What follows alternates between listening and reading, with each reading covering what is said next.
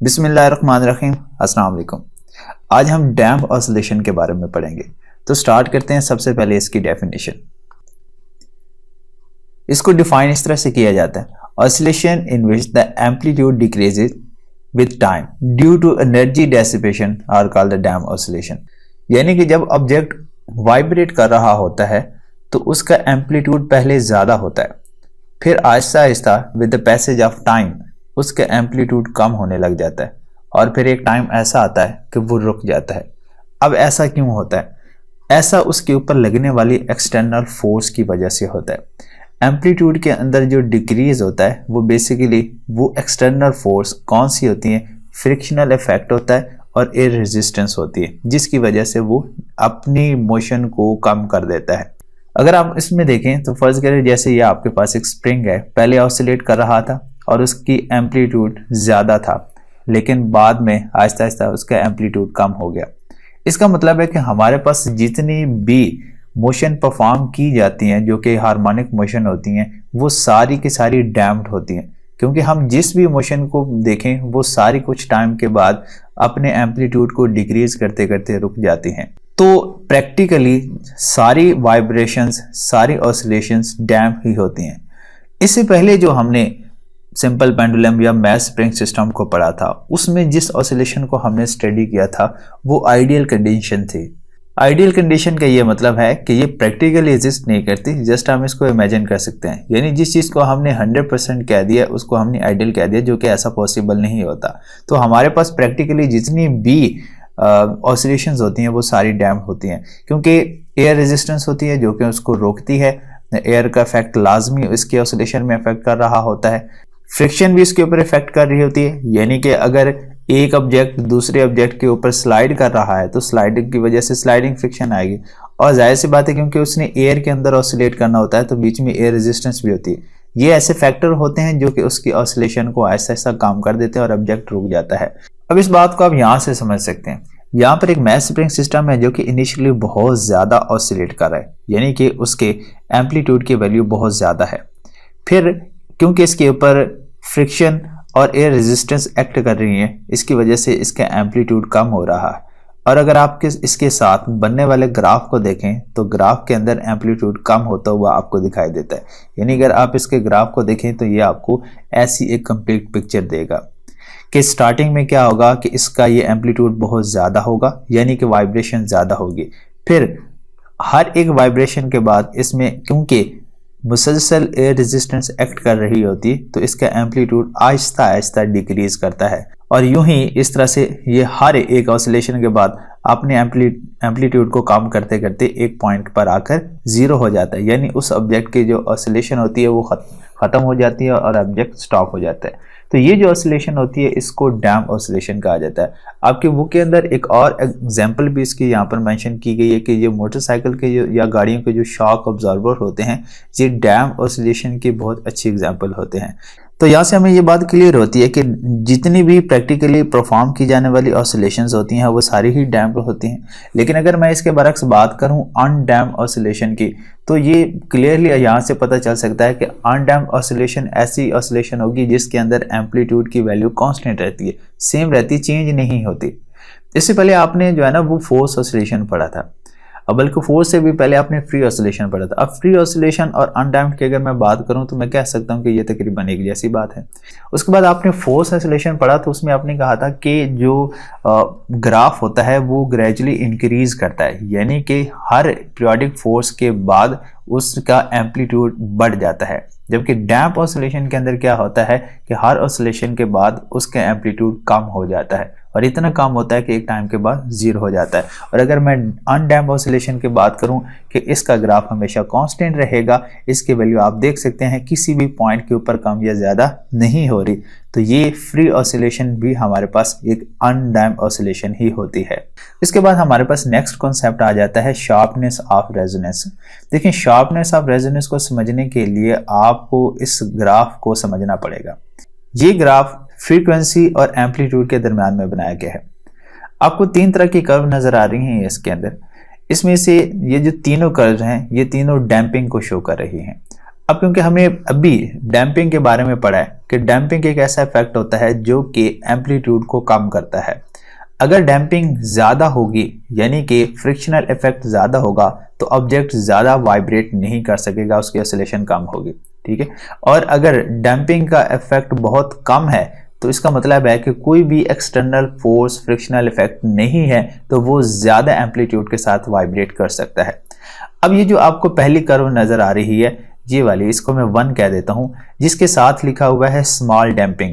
इसका मतलब ये है कि डैम्पिंग बहुत कम है यानी कि एक्सटर्नल फोर्स बहुत कम लग रही है। यहाँ एक्सटर्नल फोर्स से मेरी मुराद है एयर रेजिस्टेंस और फ्रिक्शन, ये बहुत कम है जिसकी वजह से इसका एम्पलीट्यूड बहुत ज़्यादा है। अगर आप इसके कॉरेस्पॉन्डिंग यहाँ पर इसके एम्पलीट्यूड की वैल्यू देखें तो यहाँ पर आ रही है।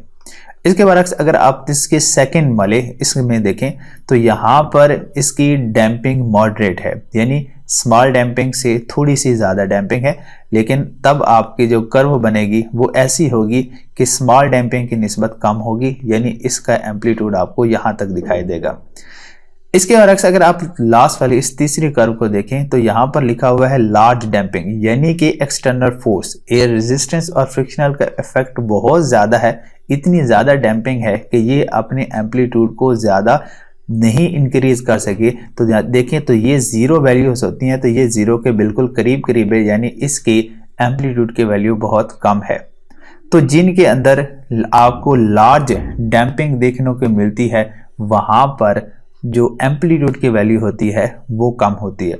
लेकिन अगर आप इसमें से देखें तो यहाँ पर सेंटर में ये जो पीक वैल्यूज हैं वो सबकी सेम है। अब पीक वैल्यू जो सेम है इस पॉइंट के ऊपर हम इसको कहते हैं, इसकी जो फ्रीक्वेंसी है वो सबकी सेम है, तो हम इसको रेजोनेंस फ्रीक्वेंसी का नाम देते हैं। अब जरा इस चीज़ को और भी ज़्यादा अच्छे से समझते हैं। जितनी भी बातें मैंने आपको इस वक्त बताई हैं उन सारी बातों को मैंने साथ साथ लिखा भी है कि amplitude of the vibration of a body increases when the damping is small. तो जब डैम्पिंग स्मॉल होगी तो एम्पलीट्यूड बहुत ज़्यादा होगा। Presence of the damping prevents the amplitude sufficiently large. असल में इसमें ये बताना ये चाह रहा है कि अगर आपके पास डैम्पिंग इफेक्ट ना हो तो जो ऑब्जेक्ट होते हैं वो बहुत ज़्यादा वॉलेंटली ऑसिलेट करें, लेकिन डैम्पिंग के इफेक्ट की वजह से वो इतना ज़्यादा ऑसिलेट नहीं करते, यानी कि उनका एम्पलीट्यूड इतना ज़्यादा इंक्रीज नहीं होता। Small damping has the large sharpness. अब जिसकी डैम्पिंग स्मॉल होगी उसकी ये शार्पनेस की वैल्यू भी ज़्यादा होगी। Amplitude as well as the sharpness depends upon the damping. तो चाहे वो एम्पलीट्यूड हो या शार्पनेस, ये डैम्पिंग के ऊपर डिपेंड करते हैं। यहाँ से हम एक स्टेटमेंट बना सकते हैं, a heavy damp system has Fairlie flat resonance curve. तो जिसकी डैम्पिंग सबसे ज़्यादा होगी उसकी अगर आप रेजोनेंस कर्व को देखें तो वो सबसे ज़्यादा फ्लैट है, जो कि आपको यहाँ पर तीसरे नंबर पर नज़र आ रही है। तो यहाँ से आपने रिजल्ट्स क्या निकाले हैं ज़रा वो भी देख लेते हैं।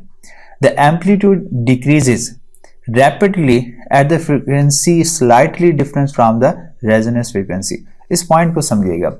अब मैंने आपको बताया कि इन तीनों कर्व्स की ये जो पीक्स हैं ये एक ही पॉइंट पर आ रही हैं, यानी कि ये तीनों की फ्रीक्वेंसी मैच कर रही है। जब फ्रीक्वेंसी मैच कर जाती है तो उस जगह पर जो फिनोमेना होता है उसको हम रेजोनेंस कहते हैं, और ये क्योंकि फ्रीक्वेंसी मैच हो रही है तो हम इसको रेजोनेंस फ्रीक्वेंसी कहेंगे। लेकिन यहाँ पर ये बता ये रहा है कि अगर आप रेजोनेंस फ्रीक्वेंसी से स्लाइटली वैल्यूज को चेंज करें, यानी रेजोनेंस फ्रीक्वेंसी के वैल्यू से या तो वैल्यूज को कम करें या फिर ज्यादा करें, तो उससे कॉरेस्पॉन्डिंग मौजूद एम्पलीट्यूड की वैल्यूज के ऊपर बहुत ज्यादा फर्क आता है। तो देख लें यहाँ पर रेजोनेंस फ्रीक्वेंसी के ऊपर इसका जो एम्पलीट्यूड है उसकी वैल्यू आपको यहाँ पर ये नज़र आ रही है। चलिए इसको ज़रा मैं बेहतर तरीके से बनाता हूँ, यानी ये आपको ऐसे नज़र आ रही है। जबकि अगर आप देखें कि इसकी वैल्यू को आप कम करते हैं, यानी बिल्कुल थोड़ा सा चेंज करते हैं, तो अब अगर आप इसको चेक करेंगे इससे तो ये वैल्यू पॉइंट आ रहा है। तो ये देखें अगर आप दोनों में कंपैरिजन करें तो फ्रीक्वेंसी आपने सिर्फ इतनी सी चेंज की है, लेकिन जब आप एम्पलीट्यूड को देखते हैं तो एम्पलीट्यूड इसमें से बहुत ज़्यादा तब्दील हो चुका है। ठीक है, तो यही बात वो कर रहा है कि अगर आप रेजोनेंस फ्रीक्वेंसी से वैल्यूज़ को थोड़ा सा चेंज करते हैं, स्लाइटली चेंज करते हैं, तो उसके एम्पलीट्यूड के ऊपर बहुत ज़्यादा फर्क पड़ता है और एम्पलीट्यूड डिक्रीज होता है। अब क्योंकि ये तो पीक है ना, ये तो मैक्सिमम है, अब मजीद वैल्यू इससे बढ़ेगी तो नहीं। अब जो भी वैल्यू होगी इससे कम होगी, ठीक है। तो आप चाहे इस फ्रीक्वेंसी से कम करें, देखिए मैंने इस फ्रीक्वेंसी को कम किया है तो एम्पलीट्यूड इसका डिक्रीज हुआ है। अब अगर मैं इस फ्रीक्वेंसी को बढ़ा देता हूं तो अब बढ़ाने से ऐसा नहीं होगा कि इसका एम्पलीट्यूड बढ़ेगा, वो तो मैक्सिमम तक पहले ही मौजूद है। तो अगर आप इसको चेक करें यहाँ पर तो ये फिर से ये वाला पॉइंट बनता है, तो इस पॉइंट को अगर आप देखें तो फिर से इसका एम्पलीट्यूड पहले से बहुत ज़्यादा डिक्रीज कर गया है। तो ये पॉइंट बता रहा है कि अगर आप रेजोनेंस फ्रीक्वेंसी से थोड़ी सी वैल्यू को कम या ज़्यादा करेंगे तो एम्पलीट्यूड बहुत ज़्यादा डिक्रीज हो जाता है। तो यहाँ से आपने कुछ पॉइंट याद रख लेने हैं कि जो शार्पनेस होती है ये एम्पलीट्यूड के डायरेक्टली प्रोपोर्शनल होती है। अगर एम्पलीट्यूड ज़्यादा होगा तो ग्राफ में अगर आप देखें तो ये शार्पनेस भी काफ़ी ज़्यादा होती है, अगर एम्पलीट्यूड कम है तो इसकी ये शार्पनेस भी कम है। इसे नेक्स्ट पॉइंट ये है कि sharpness is inversely proportional to damping, यानी अगर डैम्पिंग की वैल्यू आपके पास कम होगी तो शार्पनेस ज़्यादा होगी, यह आपको पहली कर्व से नज़र आ सकता है। दूसरा, अगर आपके पास डैम्पिंग की वैल्यू ज़्यादा है तो शार्पनेस की वैल्यू कम है, यह आपको तीसरी कर्व से यहाँ से नज़र आ सकता है। उसके बाद अगर आप यहाँ से देखें तो amplitude is inversely proportional to damping, तो ये भी आपको मैंने बिल्कुल स्टार्टिंग में बता दिया। बेसिकली यहाँ पर मैं सारे रिजल्ट्स बता रहा हूँ जिनको हमने इस ग्राफ से समझा है। अब इस चीज़ को हम एक छोटे से एक्सपेरिमेंट से इसको प्रूव करने की कोशिश करते हैं। हमारे पास ये एक रिजिड स्पोर्ट है और रिजिड स्पोर्ट के साथ हमने दो थ्रेड की मदद से यानी स्ट्रिंग की मदद से S1 और S2 इसकी मदद से एक रॉड को सस्पेंड कर दिया है। अब इस रॉड के साथ हमने पेंडुलम को बांधना है। यहाँ पर हमने सबसे पहले एक पेंडुलम लिया जिसका जो बॉब है वो लेड का बना हुआ है और सेम लेंथ का एक और पेंडुलम लिया जबकि उसकी जो बॉब है वो पिथ बॉल से बना हुआ है। याद रहे कि जो लेड बॉल होगी ये हैवी होगी, ठीक है, और जबकि जो पिथ बॉल होगी ये लाइट होगी, ये हैवी नहीं होती। और इसी के साथ हम एक तीसरा पेंडुलम भी लेंगे जो कि मेटल बॉब का बना हुआ होगा। अब हम जो बातें मैंने आपको बताई हैं इसको साथ साथ लिख भी लेते हैं। अब हमने करना है केस में कि ये जो हमने तीसरा पेंडुलम इसके साथ अटैच किया हुआ है, इस तीसरे पेंडुलम को अपनी पोजीशन से डिस्प्लेस करवाना है।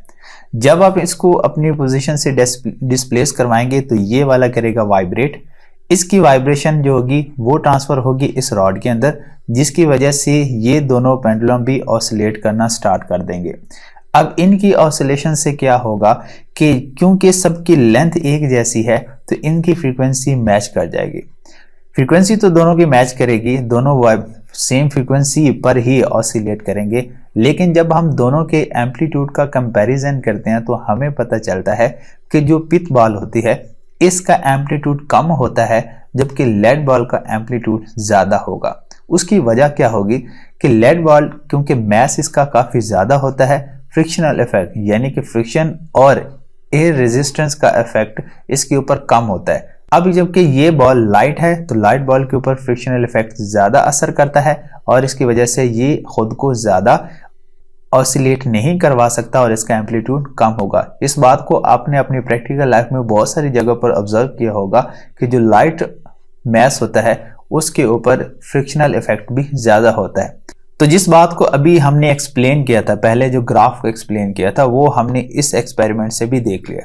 अब क्योंकि इसमें जो रेजिस्टेंस यानी कि डैम्पिंग इफेक्ट कम है तो इसका एम्पलीट्यूड ज़्यादा है और इसमें डैम्पिंग इफेक्ट ज़्यादा है तो इसका एम्पलीट्यूड जो होगा वो कम होगा, जबकि दोनों की जो फ्रीक्वेंसी होगी वो सेम होगी। तो इस लेक्चर के लिए इतना ही। ये हमारा इस चैप्टर का आखिरी टॉपिक था। तो आपसे मुलाकात होती है इंशाल्लाह अब नेक्स्ट लेक्चर में। तब तक के लिए अल्लाह हाफिज़।